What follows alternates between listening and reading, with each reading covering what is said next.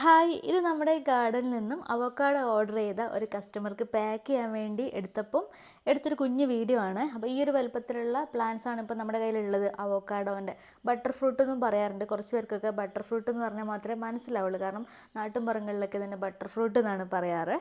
അപ്പോൾ അതിൻ്റെ ചെടിയാണ് കേട്ടോ ഇത്. ഇത് ബഡ് ചെയ്ത ചെടിയാണ്. അപ്പോൾ ബഡ് ചെയ്തുകൊണ്ട് തന്നെ, അതായത് ഗ്രാഫ്റ്റ് ചെയ്ത ചെടിയായതുകൊണ്ട് തന്നെ വളരെ പെട്ടെന്ന് തന്നെ ഇതിൽ കായകൾ ഉണ്ടാവും. ഈ അവോക്കാഡോൻ്റെയൊക്കെ കുരു ഇട്ട് പിടിപ്പിക്കുന്ന, അതായത് വിത്തിട്ട് പിടിപ്പിക്കുന്ന ചെടികളിൽ വർഷങ്ങളോളം വേണ്ടി വരും കായ ഉണ്ടാവാൻ. പക്ഷേ ഗ്രാഫ്റ്റ് ചെയ്ത ചെടികളിൽ 2-3 വർഷം കൊണ്ടൊക്കെ കായ ഉണ്ടാവും. അത് ഈ അവോക്കാഡോ മാത്രമല്ല, ഒരുവിധം എല്ലാ ഫ്രൂട്ട് പ്ലാന്റ്സും ഗ്രാഫ്റ്റ് ചെയ്ത തൈകൾ വാങ്ങി നടുന്നത് തന്നെയാണ് ഏറ്റവും നല്ലത്. അപ്പോൾ വാങ്ങാൻ താല്പര്യമുള്ളവർക്ക് വെബ്സൈറ്റ് വഴി ഓർഡർ ചെയ്യാവുന്നതാണ്. പിന്നെ നമ്മളെ വാട്സപ്പ് ഹാങ് ആയിട്ടുണ്ട്. ഞാനൊരു പോസ്റ്റ് ഇട്ടിട്ടുണ്ടായിരുന്നു.